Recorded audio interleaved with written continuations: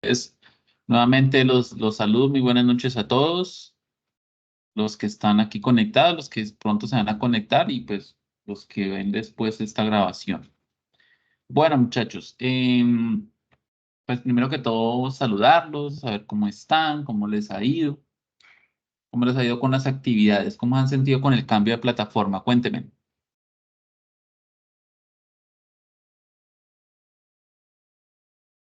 ¿Alguien quiere contar?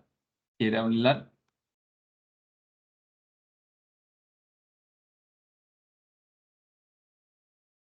¿Ninguno?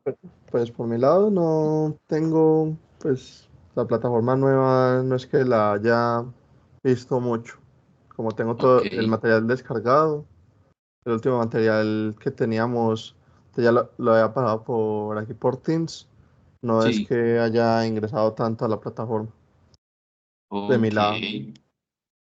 Con respecto listo.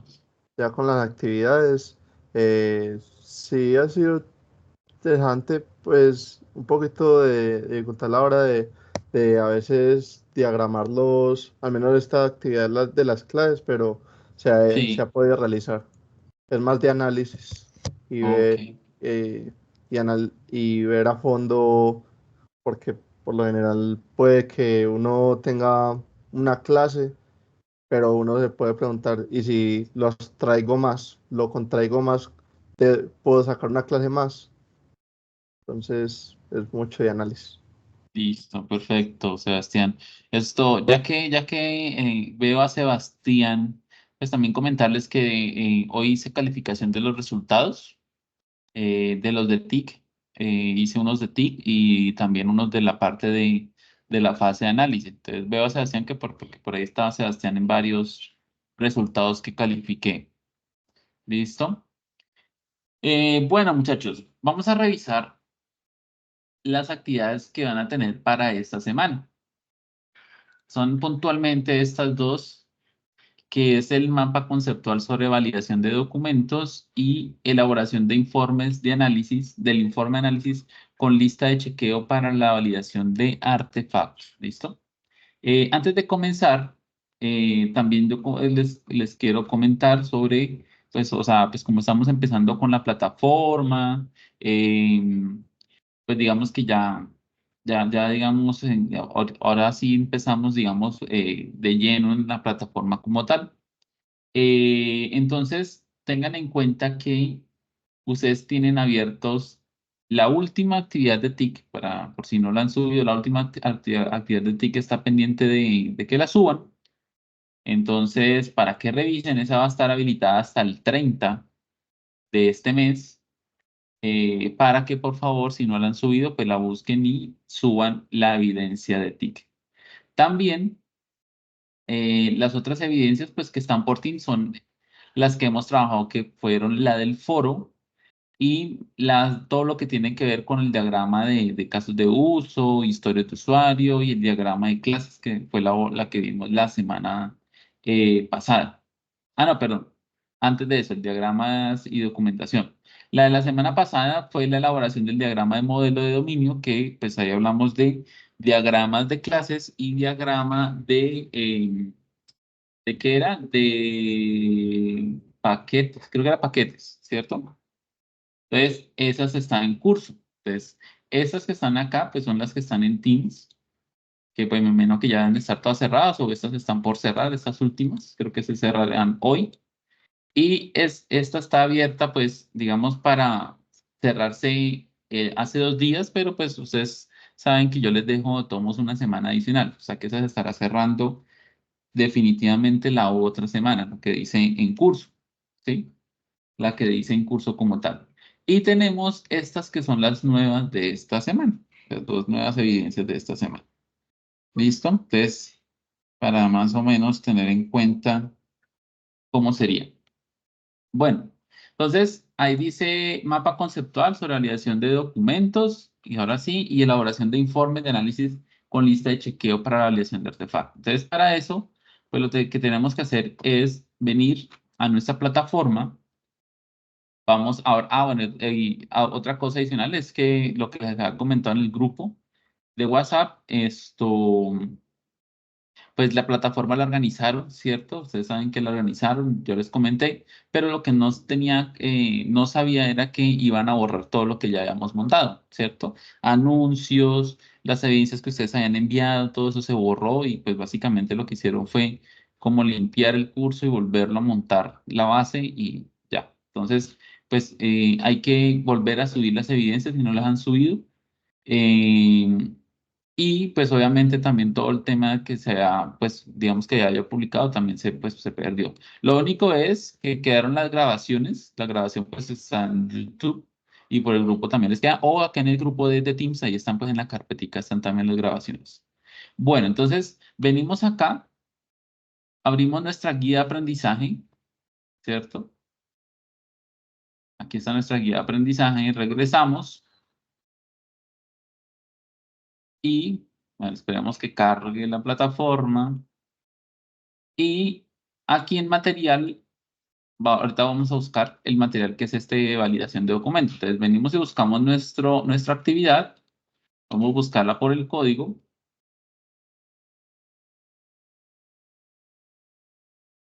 Entonces aquí está. Mapa conceptual sobre la validación de documentos. Entonces dice que para eso, aquí arribita dice, esta actividad se centra en realizar la verificación de los documentos generados. Dice, para el desarrollo de esta actividad es importante la lectura y el análisis del material de formación, validación de documentos. ¿Listo? A continuación se describen las acciones y correspondientes evidencias que conforman la actividad de aprendizaje. Entonces, la primera es el mapa conceptual sobre validación de documentos. Dice, por medio de esta evidencia se pretende establecer una secuencia lógica de dependencias para llevar a cabo la validación de los documentos identificados en el proceso de desarrollo de software. Realizar un mapa conceptual. Elemento a tener en cuenta en el mapa conceptual. Se debe seguir las características e instrucciones para la elaboración del mapa conceptual, identificando categorías y sus relaciones desde un orden lógico. El modelo conceptual resultante debe guardar las proporciones necesarias de modo que se vea ordenado y sea fácil su lectura. Manejar herramientas de software que faciliten la elaboración de los diagramas y su fácil entendimiento. Identificar la metodología de desarrollo a seguir. Identificar los conceptos para realizar los documentos a validar. Formatos de aceptación. Elaborar el documento con diagrama conceptual. Bueno, y aquí está. Entonces, la primera evidencia, muchachos, pues como pues lo vemos ahí claramente, es un mapa conceptual sobre el proceso de validación de documentos. O sea, aquí tenemos que hablar un poco, y eso es lo que está en el material de estudio. Tenemos que identificar como todos esos procesos y pasos que están presentes en cada una de las fases de desarrollo del proyecto, ¿cierto? Entonces, acá hablamos un poco también del tema de calidad. Aquí entramos a hablar un poco del tema de calidad, porque pues obviamente lo que se hace es un proceso de revisar y, digamos, observar si hay posibles correcciones o mejoras dentro del requerimiento. Entonces, ahí estamos implementando como tal una calidad sobre lo que tenemos o sobre lo que ha identificado para el proyecto como tal. La segunda evidencia es la elaboración del informe de análisis con listas de chequeo para la validación de artefactos. ¿Listo? Entonces dice, esta evidencia se orienta hacia la elaboración de un documento informe para validar los artefactos de software diseñados y que estén acordes con lo requerido por el cliente. Dicho informe debe ser validado por el cliente para, de esta forma, validar que todos los requerimientos funcionales y de diseño se presentan de acuerdo con lo requerido. Elemento a tener en cuenta, pues se debe seguir pues, las normas básicas, lo que es portada, introducción, que ustedes ya saben, se tiene que presentar un documento como tal. El informe debe evidenciar la implementación de características paso a paso de cumplimiento. El informe debe evidenciar la implementación de estrategias de cumplimiento. Construir un documento informe de artefactos entregados, identificar los procesos y usuarios interesados, validar con los usuarios los requerimientos encontrados y elaborar el documento de lista de chequeo paso a paso. Y aquí está. Esa segunda evidencia es básicamente crear listas de chequeo para validar los requerimientos o las historias de usuarios que se tienen del proyecto. Entonces, dentro del material, también, pues digamos, se explica cuál es la finalidad de la lista de chequeo y adicionalmente, pues digamos, como un ejemplo de cómo podría ser la lista, ¿listo? Entonces, vamos a leer el material para pues volver ahorita a revisar nuevamente la evidencia y pues concluir qué es lo que se debe hacer. Entonces, acá nuevamente en nuestra plataforma, venimos acá donde dice validación de documentos, que es lo que nos dice aquí en la guía, ¿no? Validación de documentos. Entonces, venimos acá, abrimos el recurso y aquí tenemos entonces nuestro material, ¿listo? Validación de documentos. Entonces, en la introducción, pues ustedes van a encontrar un video, es un video cortico de más o menos 1 minuto y medio. Entonces, eso ustedes lo pueden ver, es básicamente una definición de lo que es la validación de documentos. Ustedes lo leen ahí para que nos vayamos, digamos, familiarizando con los conceptos, ¿cierto? También entonces dice acá, entonces dentro de la validación de documentos, el primer punto es el informe de análisis. ¿Listo? Esos son como varios puntos que componen la validación o hacen parte de la validación de documentos. O sea, ¿cómo se pueden validar? Entonces, el primero es el informe de análisis. Dice que define, bueno, Dorrego en 1994 define que el informe de análisis son documentos en los cuales se plasma una serie de procesos de acuerdo a los requerimientos y objetivos a alcanzar, también conocido como reporting, y su fin es realizar un análisis exhaustivo del sistema que se desea desarrollar y el rendimiento de todos los procesos, logrando influir directamente en la toma de decisiones. Entonces, en el siguiente video se presentan algunos aspectos a tener en cuenta para el desarrollo de un informe análisis. Aquí otra vez es una introducción a sobre lo que es informe análisis. También es un video muy corto, es más o menos también del mismo tiempo, 1 minuto y medio. Entonces, ustedes lo ven y les explico un poco el tema de informe análisis. Ya aquí en el segundo, hablamos de instrumentos de medición y verificación. Espérenme, si me perdón, me pasé, me estaba comiendo este pedazo. Eh, bueno, devolviéndome acá al informe análisis, dice, es importante tener en cuenta la información obtenida y como punto de partida el informe de requisitos de software para generar una óptima validación de documentos. Entonces, nosotros ya tenemos esa parte, ¿no? La parte de requerimientos de lo que se ha definido. Dice, proceso de búsqueda de la información, evaluación y síntesis de las fuentes. Dice, al momento de realizar un informe, el principal elemento de trabajo es la información que tenemos o hemos recolectado para tal fin. Esta información debe ser confiable, objetiva, precisa y actualizada. O sea, ¿qué quiere decir eso? Quiere decir que nosotros, nuestros requerimientos que ya hemos identificado y que ya se han definido, tienen que tener eso, tienen que ser requerimientos ya confiables, objetivos, precisos y actualizados, ¿no? O sea, no podemos tener requerimientos antiguos o de pronto que no hemos terminado de definir todos los requerimientos o pues obviamente que no sean claros y pues obviamente a la vez no serán objetivos. Entonces, eso es lo que se requiere para empezar a mirar a hacer un informe. Entonces, ¿un informe qué es? Pues es básicamente redactar o contar cómo está nuestro proyecto, cómo se va a informar qué hemos encontrado en nuestro proyecto y si pues está cumpliendo con todo o tiene fallas, ¿no? Entonces dice, acá se busca evaluar la calidad de las fuentes como son seguimientos, pruebas, historia de usuarios, listas de chequeo y en este caso específico, el informe de requerimientos de software.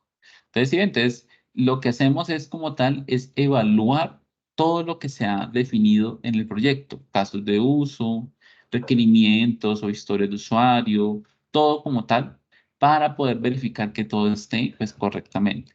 Dice, en las siguientes diapositivas se presenta la definición de sistemas de información y las fuentes de esos sistemas de información. Entonces, aquí empiezan a hablar de las fuentes, ¿listo? O sea, ¿de dónde se obtiene? Entonces dice que tenemos fuentes de información que son todos aquellos medios de los cuales procede la información, que satisfacen las necesidades de conocimiento de una situación o problema presentado, que posteriormente será utilizado para lograr los objetivos esperados. De acuerdo a su origen, se clasifican en fuentes primarias y fuentes secundarias. Entonces, dice, según Torres y otros en 2019, las fuentes primarias son aquellas en las que los datos provienen directamente del objeto de estudio, mientras que las fuentes secundarias son aquellas que parten de datos preelaborados, como pueden ser datos obtenidos de otros proyectos, de Internet y de medios de comunicación. ¿Qué significa? Significa que nosotros podemos tener, o sea, la información que nosotros hemos recolectado y hemos identificado pueden venir de dos tipos de fuentes. Fuentes primarias, que son obviamente nuestro mayor insumo para poder obtener la información. ¿Cuáles son esas fuentes primarias? Pues son los stakeholders, es la empresa como tal, o sea, los documentos que ellos generan, entrevistas, encuestas que se le puede hacer a los empleados o al personal, observación, todo como todo eso que se ha hecho nosotros lo hacemos directamente a la empresa. ¿Por qué? Porque nosotros estamos desarrollando un proyecto a la medida. Entonces, pues nosotros vamos y pues indagamos directamente sobre la empresa y eso que nosotros estamos haciendo es indagar sobre las fuentes primarias o principales de nuestro, digamos, de nuestro proyecto, ¿sí? O sea, sobre las fuentes, ¿quiénes son? Pues son los conocedores, los que saben del tema y vamos directamente allá. Ya las fuentes secundarias son fuentes donde nosotros podemos complementar de pronto esa información. Entonces, por ejemplo, si les pongo un caso, nosotros estamos haciendo un proyecto para una veterinaria. Entonces, pues la fuente primaria va a ser la veterinaria como tal. Veterinaria, no sé, perritos. Entonces, vamos a la veterinaria perritos, investigamos, tomamos entrevistas o encuestas, observación, lo que sea. Entonces, todo eso son fuentes primarias, ¿sí? Pero de pronto yo quiero, no sé, de pronto en el software es necesario desarrollar algo que ellos todavía no tienen bien implementado o de pronto desconocen, ¿sí? Ejemplo, les estoy poniendo un ejemplo. Por ejemplo, digamos que ellos quieren que el software les ayude a, bueno, a generar la agenda, que es de las cosas más comunes en una software veterinaria. Y ellos pues obviamente nunca han manejado así. Entonces, ¿qué pasa? Yo ya no puedo ahí valerme de las fuentes primarias porque ellos todavía no tienen esos procesos implementados, no existen, quieren implementarlo junto con el software. Entonces yo puedo ya acudir a fuentes secundarias, como es de pronto mirar otros proyectos, como dice acá. Entonces de pronto hay un software en línea o una plataforma o encontré en internet una documentación de un software que hace eso. Entonces ahí me estoy documentando con una fuente secundaria que puede estar en internet, ¿cierto? O en medios de comunicación. Entonces, toda esa información que viene adicional, que me ayuda a mí a complementar y a mejorar nuestro proyecto, esos son fuentes secundarias. Entonces, eso es a lo que hace referencia acá, ¿sí? Que nosotros tenemos esa forma de poder obtener la información de fuentes primarias o secundarias. Dice, a su vez, las fuentes primarias pueden subdividirse en observación directa, que ya sabemos obviamente qué es, y también, a su vez, las fuentes primarias pueden subdividirse en observación indirecta. O sea, que la observación directa o indirecta hace parte de las fuentes primarias, o sea, ese proceso ya sabemos de que la persona va, observa, toma nota de los procesos, eso es una observación directa. Y la observación indirecta, pues, es decirle a otra persona que vaya haga el mismo proceso de observación, pero que esa persona nos cuente a nosotros qué fue lo que observó. Y ahí pues obviamente también podemos encontrar correcciones a lo que nosotros hemos observado o pues cosas que de pronto nosotros no hemos visto, ¿cierto? Entonces, aquí eso es lo que nos está diciendo, que las fuentes primarias se pueden subdividir en ese tipo digamos, bueno, en dos tipos de fuentes, observación indirecta e indirecta. Dice, las fuentes primarias se adquieren por medio de una investigación directa al objeto de estudio, por métodos establecidos como con anticipación. Dice, para reunir datos primarios, lo ideal es recurrir a un plan. Dice, las fuentes secundarias para ser utilizadas deben de ser detalladas con cuatro preguntas básicas que son, ¿es pertinente? ¿Es obsoleta? ¿Es fidedigna? ¿Es digna de confianza? Entonces, aquí esto es importante. Bueno, la primaria pues dice eso, ¿no? Que pues obviamente podemos usar la observación, ¿sí? Y pues obviamente con eso reunimos datos primarios para nuestro plan. Pero en lo secundario, que es todo eso externo que nosotros investigamos, tenemos que saber si esa información cumple con estas cuatro preguntas, así es positiva para que se responda correctamente. Entonces, es pertinente. Entonces, ¿qué pasa? Ayer les colocaba un ejemplo por ejemplo, un software de contabilidad. Entonces, no, es que yo voy a hacer un software de contabilidad y de pronto yo necesité buscar información externa, o sea, adicional, como fuentes secundarias, y encontré por ahí un software, pero de contabilidad y el software es para España. Entonces, ahí la pregunta ¿es pertinente ese software para mí? Pues yo creería que no, ¿no? ¿Por qué? porque obviamente la reglamentación que existe a nivel contable en España es muy diferente a la de Colombia, ¿cierto? Entonces, ahí, por ejemplo, yo estaría haciendo algo mal, porque pronto yo estaría implementando algo, no, es que la norma no sé qué, y lo pongo en el software.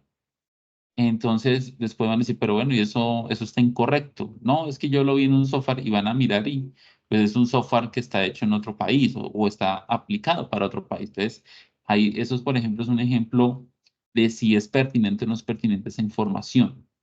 Lo segundo es que si es obsoleta. Entonces, pues similar, ¿no? A veces de pronto se mira una documentación o un software de un software contable de hace 20, 30 años, cuando sabemos que la reglamentación en contabilidad cambia y se mejora y tiene nuevas formas de trabajar y nuevas formas de hacer las cosas. Entonces, si yo voy, miro y me baso en un video, me baso en un documento, de un software contable de hace 30 años, 20 años, ¿cierto? Pues estamos mirando que es algo netamente obsoleto y que pues obviamente si nosotros lo aplicamos en ese momento no va a funcionar. Lo siguiente es que si es fidedigno. Entonces, si es fidedigno y es digna de confianza, entonces fidedigno es que está bien definido, si está claro, si es, sí, y pues si es digno de confianza es si la información que nosotros estamos obteniendo es obviamente real, o sea, se está cumpliendo o bueno, digamos que es confiable, ¿no? Si es una información confiable, o es alguien que puso algo por ahí al azar y nosotros creemos que así son las cosas y no estamos tomando de base eso. Entonces, es saber tener una fundamentación. Entonces, para eso, pues obviamente las fuentes secundarias deben de obtenerse de fuentes confiables, de sitios confiables, de documentos confiables, todo por el estilo. No que, es que yo encontré por allá en un foro, alguien dijo que es que los software toca ponerlos así, así, así. Y ya con eso se volvió, o sea, eso ya nosotros pensamos que es así. Y no, es que, ¿y dónde usted vio eso? No, eso yo lo vi por allá en un foro que alguien escribió que eso era así. Entonces, no, ¿sí? Y por ejemplo, ahí yo colocaba un ejemplo, coloco un ejemplo con el tema, por ejemplo, de los casos de uso.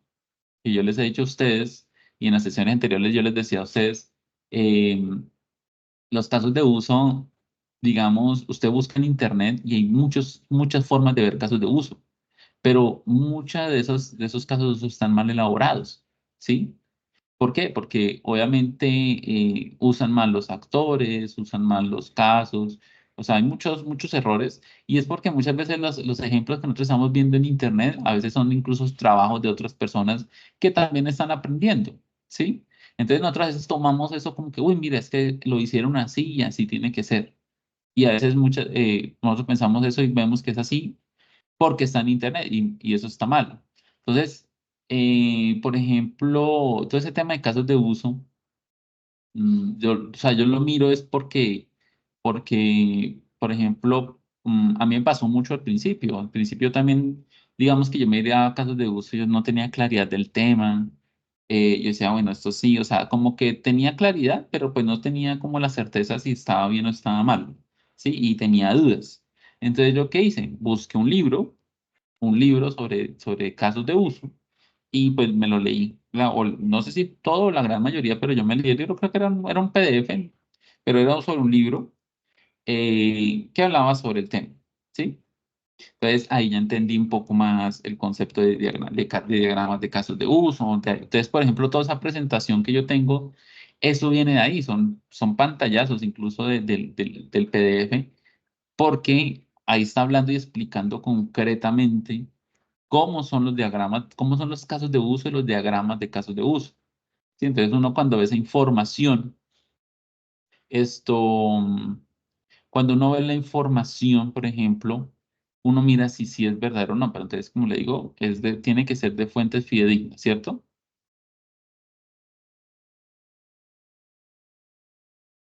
Jason dice, instructor, ¿cómo es el caso en que la organización necesita un software compatible con un sistema operativo antiguo? Me refiero al caso de que algunas empresas aún pueden seguir manejando Windows XP u otros similares. ¿Cuál es el nombre del libro de casos de uso que acaba de mencionar? Bueno, el nombre del libro tengo que buscarlo, ¿sí? Esos son de los que uno encuentra en internet, pero pues son libros, ¿no? No es que como tampoco no es que alguien fue y por ahí escribió algo y no, son libros. Y en el tema de los casos de sistema operativo, incluso más adelante hay una evidencia que ustedes tienen que hacer sobre, son los requerimientos, bueno, son como requerimientos de hardware, bueno, ustedes tienen que hacer como una especie de fichas técnicas y lo que pasa es que en el proceso de desarrollo de software uno también tiene que definir eso, ¿no? Eso incluso son requerimientos no funcionales. O bueno, no tanto requerimientos no funcionales, sino como más como función, ¿cómo se llama estos requerimientos de comunicación? Bueno, eso está en el SRS, que es obviamente definir los dispositivos que se requieren para que nuestro software funcione, ¿sí? Entonces, esos requerimientos, un segundo, esos requerimientos, nosotros definimos eso, ¿sí? Obviamente, en muchos casos, esos requerimientos van de la mano con el cliente.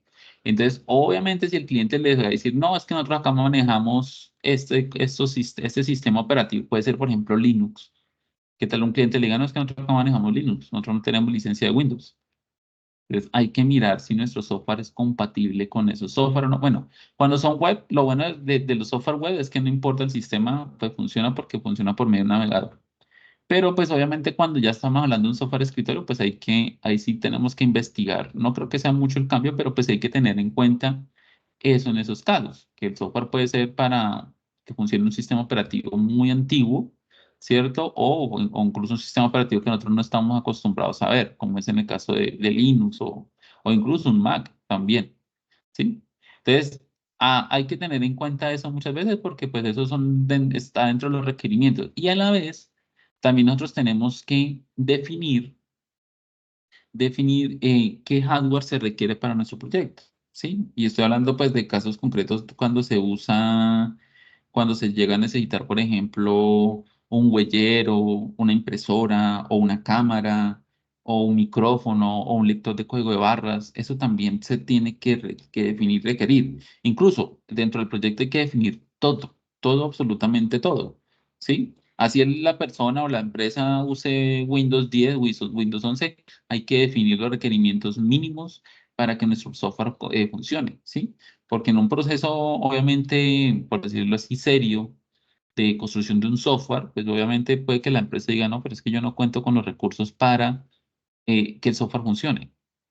Pero si se hizo un contrato, pues entonces, ¿quién está fallando en el contrato? Entonces, ahí hay que tener claridad de eso y obviamente es un punto que no se debe saltar y no debe faltar el definir eso también, ¿sí? Los requerimientos mínimos del sistema para que nuestro software funcione o no, ¿sí? Y obviamente eso nos salva de responsabilidades, ¿no? Porque también puede decir el cliente, no, usted nunca me dijo nada. No, señor, eso está en el documento SRS, eso está en un contrato, ¿cierto? Los requerimientos mínimos del sistema. Entonces, ahí también estamos nosotros, digamos, salvaguardando nuestra responsabilidad de algo que de pronto no se habló o algo así. Entonces, por eso lo importante de definir eso. Bueno, entonces ahí volviendo al tema de las fuentes, pues es eso, muchachos. Las fuentes secundarias tienen que tener todo ese tema. ¿Sí? Cuando encuentre el libro, voy a buscarlo si lo tengo acá en este computador, porque es que el computador que yo siempre uso es un portátil y lo tengo apagado desde el año pasado. Entonces ahí es donde tengo toda la información. Pero a ver si lo encuentro y pues, o lo busco por internet y les paso el libro. No creo que sea tan extenso, ya no me acuerdo ya bien, pero es muy bueno. Y a mí me gusta, por ejemplo, a mí me gusta, yo soy mucho, bueno, he dejado, pero yo era mucho de leer libros, del tema de software era mucho de leer libros, incluso para lenguajes de programación, no hay como un libro. Eso sí, por encima de lo que sea, no hay como un libro. Un libro es muy bueno para aprender a programar, ¿sí? ¿Por qué? Porque es que el libro a usted, o sea, por ejemplo, si yo comparo un curso de YouTube o pago, que puede ser muy bueno el curso, ¿sí? Em, Otros textos, sí, yo por ahí tengo varios libros que me leí que son muy buenos. Sí, tengo que buscarlos. Incluso incluso los tengo por ahí guardados en alguna parte, los PDFs. Entonces, esos libros, por ejemplo, un curso muy bueno, ¿qué pasa? Que los cursos generalmente van mucho al hacer, ¿no? Entonces vamos a hacer un software para y vamos, entonces, obviamente, lo que se va cruzando, o sea, lo que se va necesitando para hacer, va explicándose. No, entonces ahorita vamos a usar esto, que hace esto y esto, y incluso ese lo nombra muy rápidamente. Va a ser así, así, así, y listo, ¿cierto? Y listo, entonces usted aprende, obviamente aprende y pues obviamente va a ver lo más importante, pero en un libro se toma el tiempo de explicar las cosas, se toma el tiempo de decir incluso de por qué se hace así, ¿sí? Entonces, eso es lo que a mí me gusta de un libro, porque un libro, digamos, que profundiza en la información y aparte de, decir, de solamente decir, no, es que vamos a usar esto, es decir, por qué se usa, o cuál es la finalidad, o por qué este, o por qué no tal cosa. Entonces, me gusta mucho eso porque en los libros no hay afán de que la persona, y como uno va al ritmo de uno, usted, pues, si usted se quiere leer una página, pues al día, pues se lee una página al día. Si usted quiere leer 20 páginas al día, pues no pasa nada. Entonces, en un libro no hay afán, en un curso sí, porque los cursos están diseñados por estrategia, por muchas cosas. Los cursos tienen que ser cursos no tan extensos, o cada lección tiene que no ser tan extensa, tienen que ser lecciones de 4 o 5 minutos, una lección y otro video así. Porque si usted ve cursos donde a usted le explican 1 hora un concepto, la gente se va a aburrir, ¿sí? La gente no quiere, la gente toma atención los primeros 20 minutos, media hora por mucho de atención. Ya, o sea, uno logra tener la atención de la gente en esos primeros minutos, ¿sí? Ya después de eso, si usted no hace algo diferente, la persona pierde y empieza a pensar en otras cosas, ¿cierto? Tengo que mirar porque yo mirando las portadas de pronto sí puedo mirar, ¿sí? Pero así que clear no me suena en ese momento. De pronto sí lo he visto, pero tengo es que revisarlo, mirarlo y como tal, ¿sí? Y a mí me ha tocado adaptarme a cursos porque hay mucha tecnología nueva que no tiene casi libro, entonces me ha tocado a mí adaptarme, ¿cierto? A mí me ha tocado adaptarme a pues aprender también con cursos como tal por lo mismo. Pero pues obviamente prefiero por encima un libro, es mucho más fácil, o sea, se me hace a mí mucho más fundamental en un libro que un curso, ¿sí? Bueno, muchachos, sí tengo que mirar ese. Dicen a ver si lo he visto por ahí. Bueno, entonces, aquí pues está todo el sistema, todo el esquema, perdón, que resume, por ejemplo, la parte del sistema de información. Entonces, en los sistemas de información, entonces, el sistema de información tiene fuentes de información, ¿cierto? Entonces, los sistemas tienen fuentes de información y esas fuentes de información son primarios, que es observación directa o indirecta, y secundarios, que tienen que validar si es pertinente, obsoleta, fidedigna y digna de confianza, ¿cierto? O si no es obsoleta, más bien sería la palabra. Entonces, eso es, digamos, todo lo que tiene que ver con sistemas de información y sus fuentes de información, o sea, de donde obtenemos nuestros datos. ¿Listo? Aquí hablan, eso sí, ya para que ustedes lo revisen, aquí hablan un poco sobre qué tener en cuenta para hacer el informe, ¿sí? Entonces, hablan de una introducción que dice que no debe tener más de 2 páginas la introducción, unos elementos a tener en cuenta en esa introducción, también el contenido. Entonces, acá hay unos puntos a tener en cuenta para el contenido, por ejemplo, ordenar ideas, usar frases cortas, adjetivos, revisar el texto, no se debe escribir como hablas y usar punto y comas, conclusiones y resultados. Entonces, eso es importante. Y esto no solamente es para el informe, sino que también hago aquí la observación que eso es para todo, ¿no? Porque he recibido muchas evidencias en general donde tienen errores de ortografía, tienen errores de redacción, ¿cierto? Palabras mal escritas, se le van una palabra de más. Entonces, hay que revisar el texto, como dice acá, hay que revisar el texto, ¿cierto?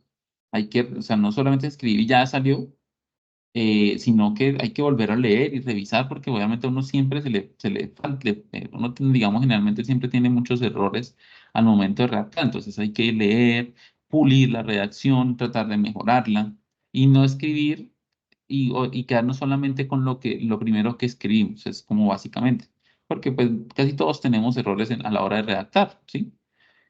Porque escribimos mal, porque escribimos rápido, porque no nos dimos cuenta, pero al leer y revisar nuevamente, es donde nos damos cuenta que hay errores, ¿sí?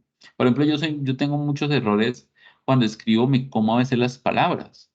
O sea, yo las pienso la frase y cuando yo leo me faltó una palabra, ¿sí? Por ejemplo, yo digo usar frases cortas, o bueno, no. Por ejemplo, no debes de escribir como hablas, a veces digo, escribo no debe escribir como habla y me como la debe. Yo la pensé, pero la pienso, pero no la escribo. Entonces, ay, mira aquí. Entonces, por ejemplo, yo tengo muchos errores y me como las palabras cuando las digito, digamos así.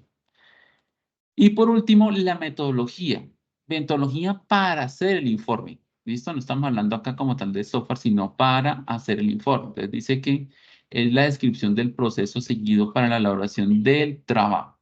Es decir, se explica el diseño de la investigación como hipótesis, variables, tipo de estudio, diseño utilizado, instrumentos de recolección de información, muestreo y procedimientos.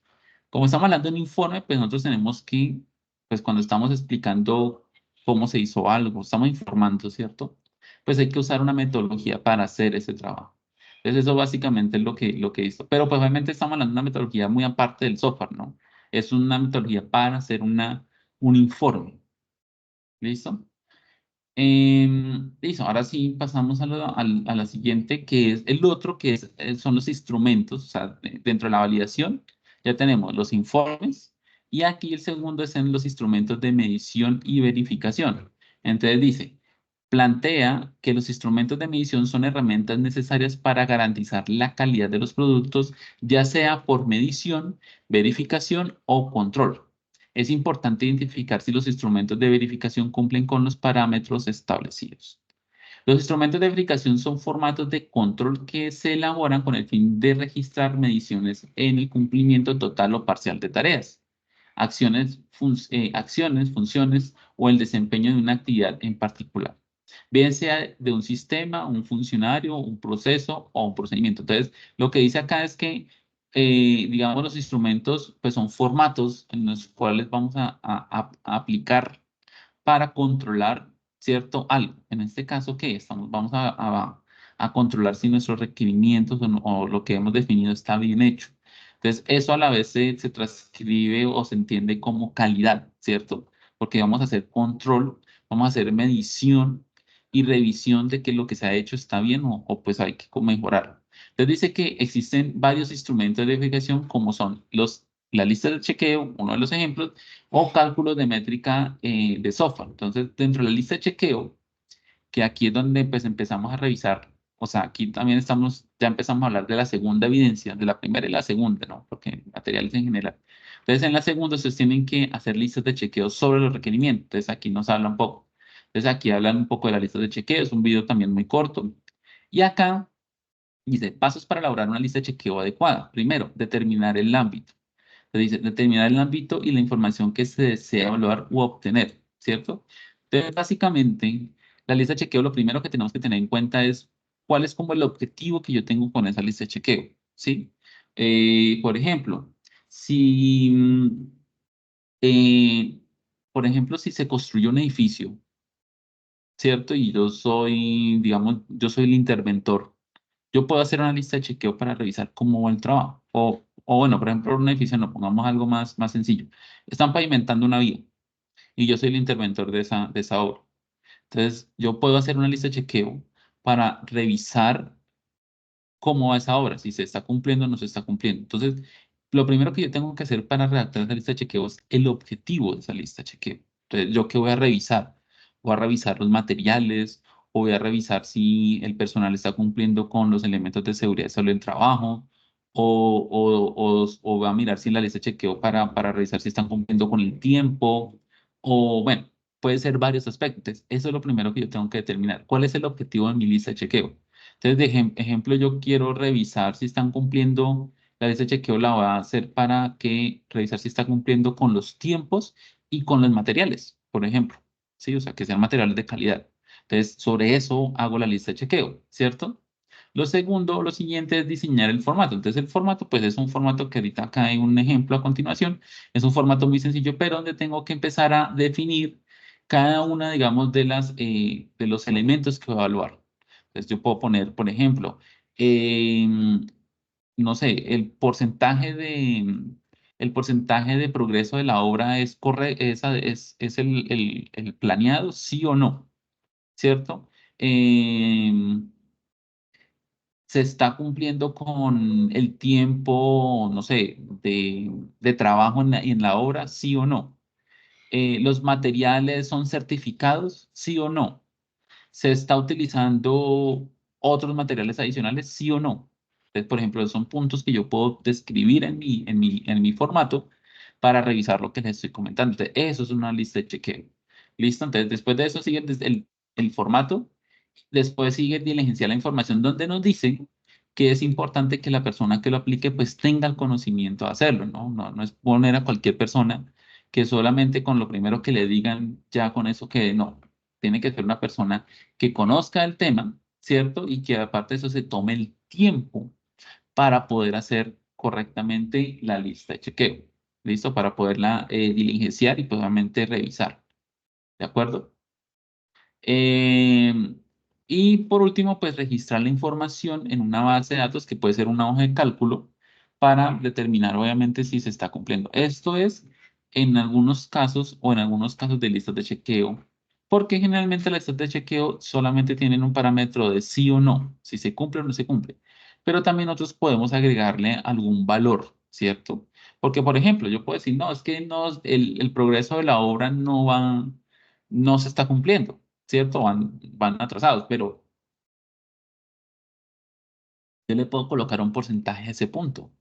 Yo sé que no es el 100% porque ya no van con el cronograma, pero pues obviamente tampoco es que estén muy lejos. ¿Sí me hago entender? Entonces, yo puedo ponerle ese punto que no están cumpliendo, pero que están cumpliendo en un 80%, por ejemplo.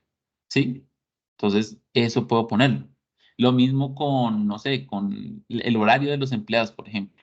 No lo están cumpliendo, pero pues lo están cumpliendo en un 90 o en un 50%. De pronto encontré algo supremamente mal. O en los materiales, por ejemplo. Y digo, no están cumpliendo con los materiales, pero pues no están cumpliendo en un 40, en un 30, en un 20 o en un 50%, en un 10%, ¿cierto? Entonces, esa información, cuando hablamos siempre de base de datos, pues hablamos de datos que sean más que todo cuantificables, ¿cierto? Que podamos después sacar unos porcentajes para saber qué tanto se están cumpliendo o no.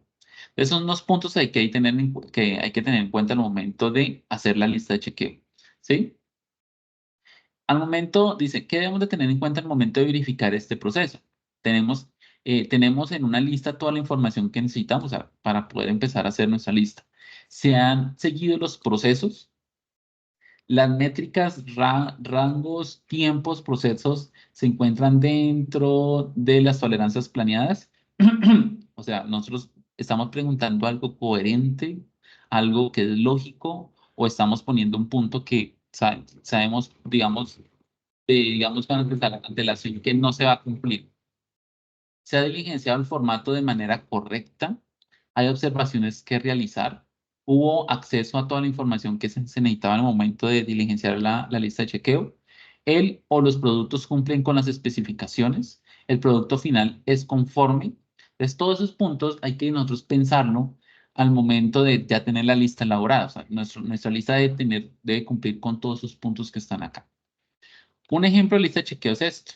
Entonces, por ejemplo, tiene un nombre, se le pone un nombre, dice módulo de registro, eso lo dice por acá arriba, creo que por acá arriba es que dice, o acá en el formato, que se le coloca un título, ¿sí? Como es, por ejemplo, verificación de actualización de equipos de cómputo, o lista de chequeo sobre un módulo de registro de usuario.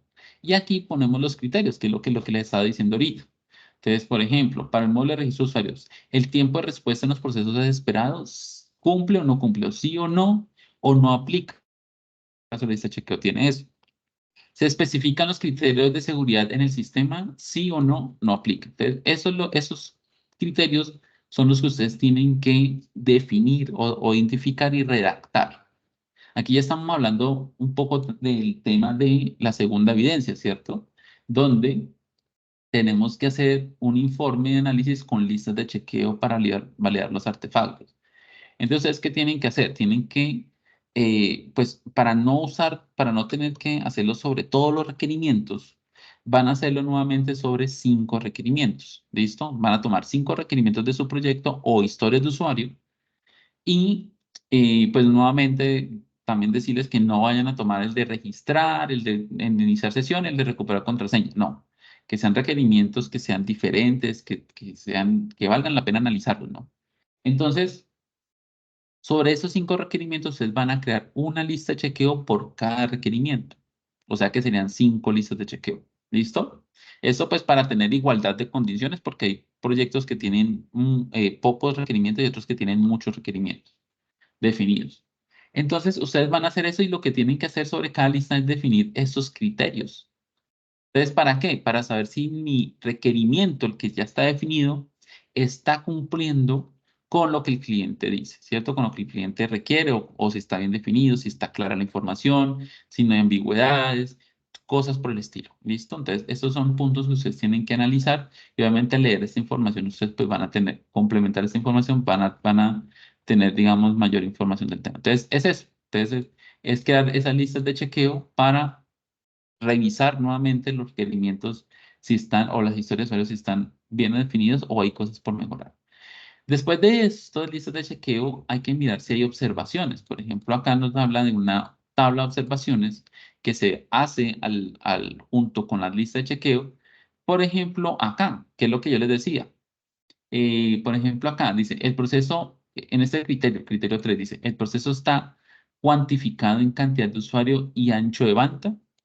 ¿Sí? Entonces, aquí nos dice, este proceso presenta variaciones dependiendo del hardware que se utilice. O sea, que quiere decir que sí puede cumplir en unos casos y en otros no puede cumplir, pero eso depende desde qué, del hardware. ¿Listo? Entonces, a eso es a lo que está hablando. Listo, esta es la lista de chequeo. Y el otro punto, ¿cierto? Es el cálculo de métricas de software. Dice, la ingeniería de software tiene como objetivo producir un sistema de óptima calidad. Para lograr este objetivo se debe usar métodos efectivos junto con herramientas y aplicaciones actuales. Al mismo tiempo, un buen desarrollador debe medir si la calidad se va a cumplir en todo aspecto. Entonces dice, la definición estándar de calidad, aquí ya empezamos a hablar de calidad, ¿cierto? Y pues aquí estamos hablando de métricas, o sea, cosas que podemos medir. Dice, la definición de calidad es, según la ISO 8402, es la totalidad de rasgos y características de un producto, proceso o servicio que sostiene la habilidad de satisfacer estados o necesidades implícitas. O sea, quiere decir que algo que tiene calidad, pues es algo que cumple con todo, ¿cierto? Es un producto o un proceso o un servicio que cumple con todo lo que ha requerido, todo lo que ha sido solicitado, básicamente. Eso es algo de calidad. ¿Listo? Aquí hay que tener en cuenta que la calidad está presente en todos los aspectos. Dice acá, refiere que la calidad de una solución de software o aplicación es tan buena como los requisitos que la detallan y las mediciones que evalúan los siguientes aspectos. O sea, la calidad tiene que estar presente en todo el proceso de software, en cada una de las fases. No es algo que yo aplique al principio y el resto del tiempo no. O no es algo que yo aplique al final y al principio no, porque pues obviamente un proceso de calidad es un proceso de mejora, es un proceso de, por decirlo así, de evaluación, de si las cosas están bien hechas o hay cosas por mejorar. Entonces, eso es lo que nos habla acá, ¿cierto? Que digamos, la calidad del software, cuando hablamos de calidad de software, pues estamos hablando de que tiene que ser, es algo muy bien hecho, muy bien elaborado, al igual que nuestros requerimientos, o sea, que nuestros requerimientos deben de también tener esos elementos de calidad. Entonces, si ustedes ven acá, dice que esas mediciones se pueden hacer cuando estamos haciendo la fase de requerimientos o cuando se está haciendo los requerimientos, cuando se está haciendo el análisis de nuestro proyecto, cuando se está haciendo los modelos de diseño, o sea, por ejemplo, diagramas o base de datos, cuando se hace código también y cuando se hacen casos de pruebas, ¿sí? O sea, que ya es cuando el proyecto se ha terminado y se ha empezado a revisar o a hacer pruebas para poder saber si está funcionando o no como debe ser, como tal. Entonces, si ustedes ven, la calidad está presente en todos estos puntos que pues básicamente son las mismas fases del proyecto, ¿no? Son casi que las mismas fases del proyecto, que es análisis, diseño, desarrollo e implementación de un software. Entonces, eso es lo que nos dice acá, que nosotros tenemos que estar midiendo constantemente la calidad en cada uno de ellos. Y pues obviamente a lo largo del tecnólogo hay actividades de calidad en cada una de las fases. ¿Listo? Entonces dice, para obtener estas métricas de calidad, el desarrollador debe usar medidas técnicas que evalúan la calidad con objetividad y los errores y defectos. Bueno, errores y defectos. El mismo autor afirma que las métricas que provienen de estas medidas proporcionan una indicación de la efectividad de las actividades de control, de calidad, errores detectados, arrojando una visión profunda de la eficacia de cada una de las actividades evaluadas en la métrica. A continuación se presentan los factores y categorización de los factores en el desarrollo de software. Entonces, factores de calidad. Entonces dice, los factores de calidad son los factores que hacen viable la calidad del software, que se pueden categorizar en dos grandes grupos. Entonces tenemos factores que se miden directamente, como lo son los defectos por punto de función, o factores que se miden indirectamente, como son facilidad de uso o mantenimiento. Entonces estamos hablando de que nosotros podemos medir en un software, por ejemplo, el funcionamiento directo, ¿cierto? El funcionamiento directo del software, si está funcionando, si está arrojando la información que es, si está haciendo todo ese proceso. O también podemos medirlo de manera indirecta, pues mirando si es fácil de uso o su mantenimiento. O sea, si, por decirlo así, si se está cumpliendo la finalidad real de un proyecto y es hacer que la empresa o la persona, digamos, le sea más fácil manejar su información, ¿cierto? Y eso lo vemos muchas veces con qué, con que el software sea fácil de usar.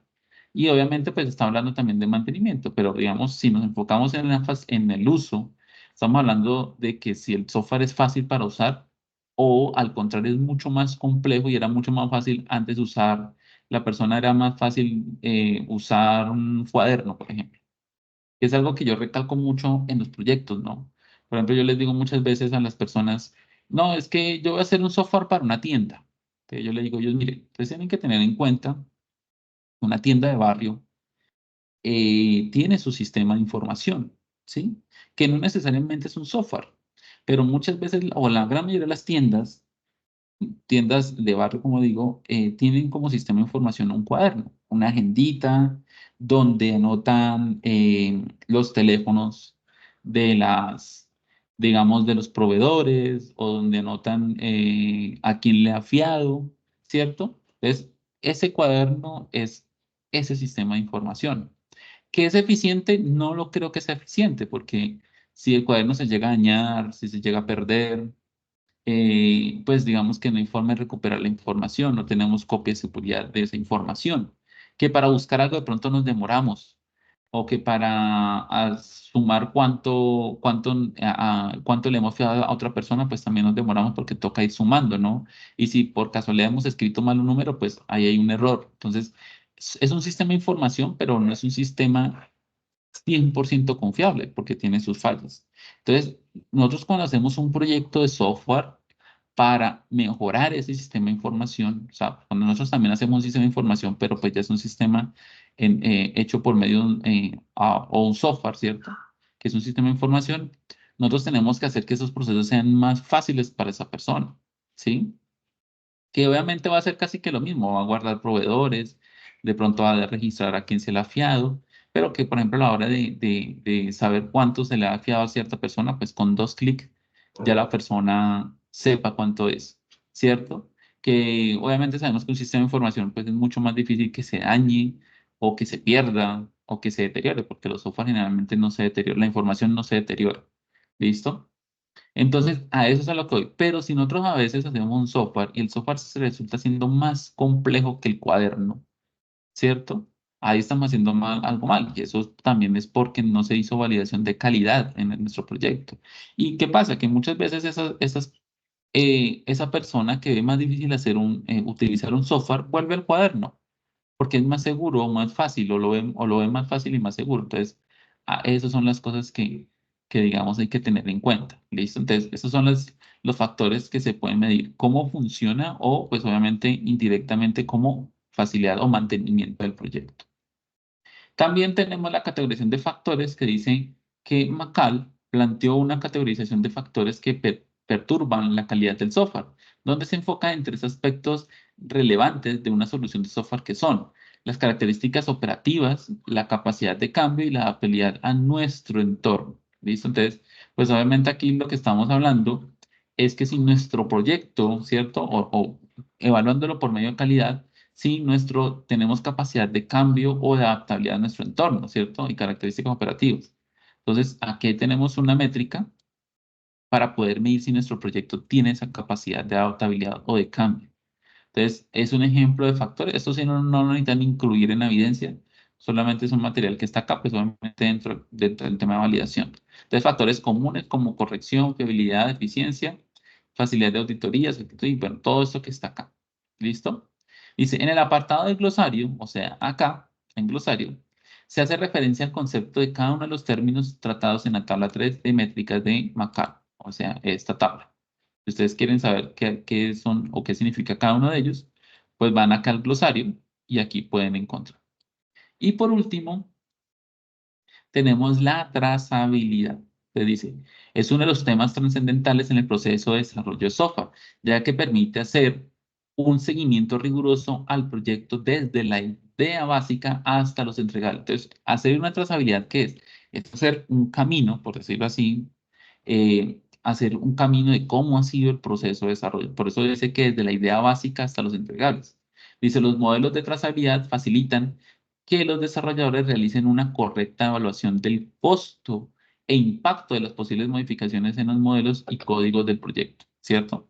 Entonces, la trazabilidad me permite a mí saber qué he hecho a lo largo del proyecto, ¿cierto? Entonces, por ejemplo, la trazabilidad me permite a mí saber costos o tiempos o impacto, bueno, todo. ¿Por qué? Porque si hay un proyecto de 6 meses, usted por medio de una trazabilidad, o sea, puede registrarla de muchas formas, pero por ejemplo, usted, no, es que yo, no sé, digamos, por medio de un Canva, ¿cierto? De un tablero Canva, yo puedo revisar ahí si qué tanto he hecho a lo largo de 6 meses, digamos, para desarrollar un proyecto. Entonces, con eso puedo de pronto con eso puedo de pronto, por ejemplo, saber cuánto fue lo que me costó. Realmente es mi trabajo en 6 meses o el proyecto, cuánto llega a costar a lo largo de 6 meses, analizando cosas como eso. Entonces, eso es lo que dice la trazabilidad, es llevar como esa contabilidad, digamos así, o ese control o ese seguimiento desde el inicio del proyecto hasta los entregables, pues para saber cosas como, por ejemplo, costos y cosas por el estilo, ¿listo? Dice, ayudando a enlazar o relacionar los requisitos con otros elementos del ciclo de vida, principalmente casos de prueba de código. En la opinión de Hernández y otros, hay que tener en cuenta que el código que se implementa debe ser consecuente con los requerimientos. Obviamente, ¿no? O sea, el código que se hace, pues es el mismo que tiene que plasmarse en los requerimientos como tal. No es que los requerimientos digan una cosa y el código termine siendo otra, ¿no? Que los requerimientos diga que hay que restar y el código termine sumando. Se puede estimar con precisión el esfuerzo que lleva a implementar una petición de cambio sobre un requisito. Eso es lo que estábamos hablando ahorita un poco más arriba, ¿no? Si mi proyecto tiene capacidad de cambio y de adaptabilidad a cambios.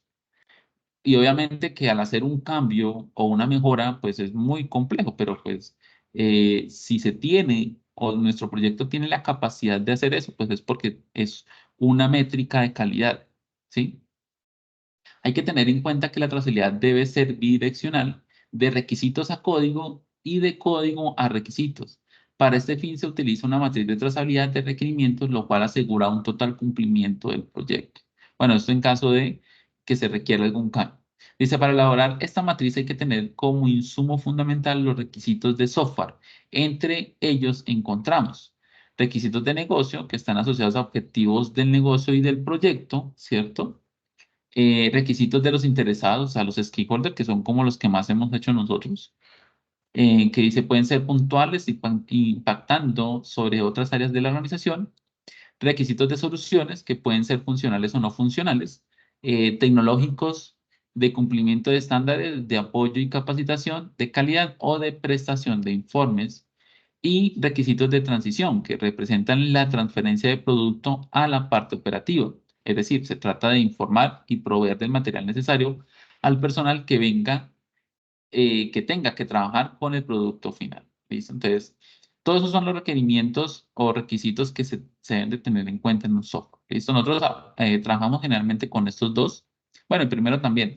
Y esta transición, pues ya es como la parte final, que es como lo que se requiere para nosotros poder implementar nuestro proyecto de software, ¿cierto? ¿Qué materiales, todo el tema, digamos, de esa transición de poner en funcionamiento un software en una empresa? Porque pues no es que yo lo entregué y ya pare de contar, no, nosotros también tenemos que estar ahí en el proceso de implementación y entrega y pues obviamente podemos decir que nuestro trabajo está terminado cuando el software ya esté andando y que no genere errores y no genere traumatismos en una empresa, ¿no? Eso es básicamente lo que dice ahí. ¿Cuál es la finalidad de elaborar una matriz de trazabilidad? Dice, ayuda a determinar las mejoras que se pueden hacer en los procesos estimados basándose en las mejoras prácticas. También para informar a las partes interesadas, o sea, los stakeholders, de cómo van los procesos para cumplir con los requisitos contractuales, que pues, son temas legales. ¿Cómo elaborar una matriz? Entonces aquí nos habla, por ejemplo, tenemos un ejemplo de una matriz de trazabilidad. Es, por ejemplo, aquí están nombrando los requerimientos, ¿no? Por ejemplo, el sistema recoge los siguientes datos: nombre, apellido, cédula, correo, dirección, teléfono. Esos son requerimientos y esta es la matriz. Tipo, ¿en dónde está presente eso? En el requerimiento o en el formulario de venta. Prioridad alta, estado activo, objetivo: obtener datos de usuario. Funcionalidad, registrar, modificar, eliminar y estado, entregar o entrega, entregado. Entonces, eso es una matriz. Es para mirar si eso se ha hecho así como está ahí o no se está cumpliendo. O sea, que eso ya se hizo porque está entregado. Dos, los datos serán registrados por un usuario registrado en el sistema. Es en donde está presente en venta, prioridad medio, estado activo. ¿Cuál es el objetivo de esto? De hacerle seguimiento, garantizar la seguridad de la información. Funcionalidad, bueno, registrar, modificar, eliminar y entregado pendiente. Por ejemplo, ese está pendiente, ¿sí? Entonces, eso es como básicamente como una lista de qué se está haciendo y qué no se ha hecho, qué está pendiente. Y eso es la trazabilidad. Eso es lo que dice, es una matriz de trazabilidad para mirar desde el principio si se está haciendo las cosas o no. ¿Listo? Y ya por último, tenemos este mapa que es pues toda digamos, el resumen de lo que se ha visto acá, ¿cierto? Entonces está, por ejemplo, bueno, no tiene como tal un punto de partida, pero por ejemplo está el código fuente o desarrollo del programa que evalúa la calidad por medio de métricas, requisitos, métricas que se presentan o se aplican o se miden en requisitos, análisis, diseño, código fuente. Esas métricas permiten obtener características operativas, capacidad de cambio, o sea, saber si nuestro software tiene esto y adaptabilidad a entornos, a nuevos entornos. ¿Listo? Entonces, esto es la calidad básicamente. También los programadores pues desarrollan ese código fuente o desarrollo del programa y los programadores también, digamos, obtienen información que se puede sistematiza y validación de documentos, ¿cierto? Resultado, óptima toma de decisiones y calidad de los productos. O sea que esto también es lo que hablamos al principio, validación de los documentos, de tomar toda esa información, fuentes primarias, secundarias y todo eso. Clientes stakeholder, aquí van en ambos sentidos, obtienen datos digamos, o los programadores obtienen datos de los stakeholder y los stakeholders obtienen datos, o sea, como progreso del proyecto a través de los programadores. Dice que los stakeholders, por medio de listas de chequeo, insumo, informe entendible, elabora lista de chequeo para tablar la información. Entonces, eso es lo que, digamos, está para poder revisar. ¿Por qué? Porque la lista de chequeo hay que hacerla o aplicarla junto con el cliente, porque el cliente también necesita, digamos, o ayuda a que el cliente sepa si se está cumpliendo o no se está cumpliendo con todos. Por eso nombren a la lista de chequeo aquí con los stakeholders. Y por último, la matriz de trazabilidad, que es la última que vimos, es un insumo para requisitos de soluciones, requisitos de transición y requisitos de stakeholder y de negocio. Entonces, con esto pues, podemos ver el seguimiento. Y ya con eso se termina el material de estudio. Entonces, para terminar, revisemos nuevamente qué es lo que se necesita hacer. Entonces, el primer punto es hacer un mapa conceptual sobre la validación de documentos. Entonces, ustedes tienen que tomar todo el material y hacer un mapa conceptual sobre el tema. Entonces, que no, obviamente no es este, ¿no? Porque esto es solamente sobre, no sobre la validación, eso no es sobre la validación, sino que esto es del último punto. ¿Listo? El mapa conceptual tienen que ustedes mirar, pues obviamente, digámoslo así, eh, revisemos acá nuevamente, todo lo que hemos visto, ¿cierto? Y plasmarlo como tal en una lista de chequeo. Entonces, todos, digamos, todos los procesos que están presentes en nuestra, digamos, para hacer la validación. Entonces, dentro de eso está, por ejemplo, están los instrumentos de medición, el informe de análisis, ¿cierto? Y la trazabilidad, ¿listo? Entonces, sobre eso ustedes tienen que hacer el mapa conceptual, que son 3 puntos fundamentales para la validación de documentos. ¿Listo? Eso es lo que ustedes tienen que hacer, hacer un mapa conceptual sobre validación y pues obviamente mirando todo el material que se hizo. Y el segundo punto es la elaboración del informe de análisis, que pues es el que les estaba hablando ahorita último. Entonces tienen que tomar 5 requerimientos de su proyecto y tienen que elaborar una lista de chequeo por cada uno de los requerimientos, ¿cierto? La lista de chequeo tiene que aplicarse, obviamente, tiene que estar aplicada porque por acá lo dice, ¿sí? O sea, se tiene que mirar evidencia de la implementación de estrategias de cumplimiento, de paso a paso de cumplimiento. Entonces, hay que tomar evidencias y plasmarlo en el informe. Entonces, ya sabemos cómo son los puntos del informe, que tiene que tener introducción, que contenido, ta, ta, ta. Entonces, aparte de implementar este chequeo, pues ustedes miran cómo ustedes pueden eh, hacer que se evidencie que ustedes implementaron esa lista de chequeo en la empresa, con unas fotos, con lo que sea. ¿Listo? O con el cliente, ¿no? Entonces, eso es el informe como tal. Es un informe. Entonces, tienen que informarme a mí, que soy el que va a revisar, si validaron correctamente por medio de lista de chequeo los requerimientos o las historias de usuario del proyecto. Bueno, muchachos, no sé si tengan alguna pregunta antes de despedirnos frente al tema.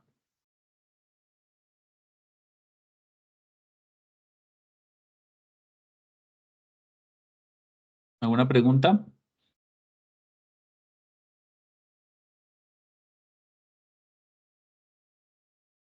¿Ninguna? Ok, Melgar dice que no.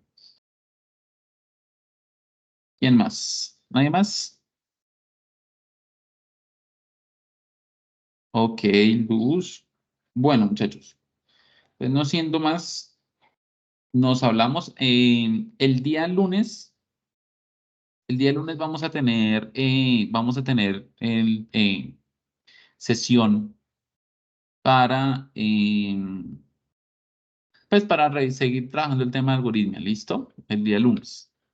Entonces, para que estén presentes, yo los voy a agregar en un solo grupo junto con la otra ficha para que pues puedan entrar. Ahí pues va a ser por Teams, va a ser como acá y ahí pues van a seguir quedando las grabaciones para que quede más fácil. César, cuénteme. Profe, hola, muy buenas noches. ¿Me escucha? Sí, señor.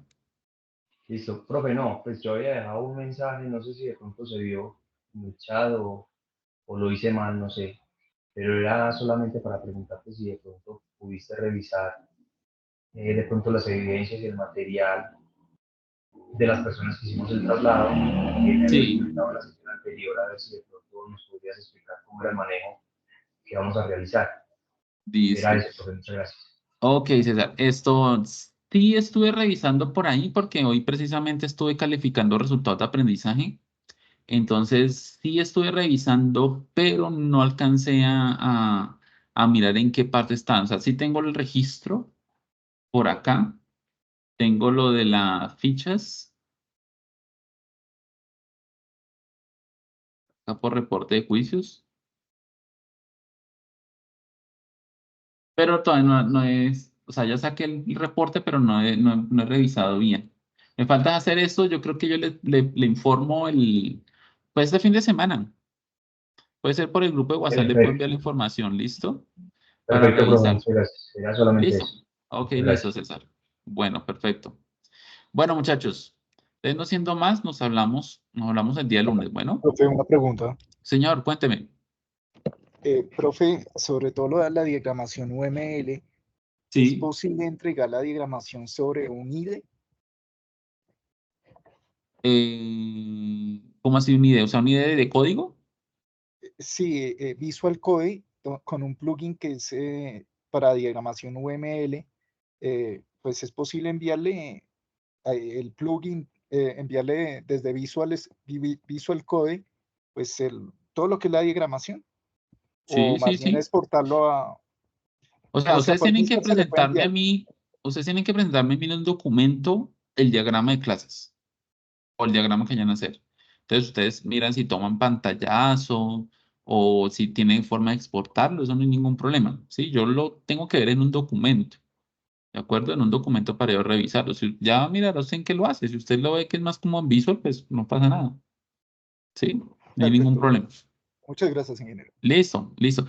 Algo adicional, muchachos. La evidencia, la primera evidencia tiene que ser individual, ¿no? Esta primera evidencia del mapa conceptual, ¿sí? Esa es individual.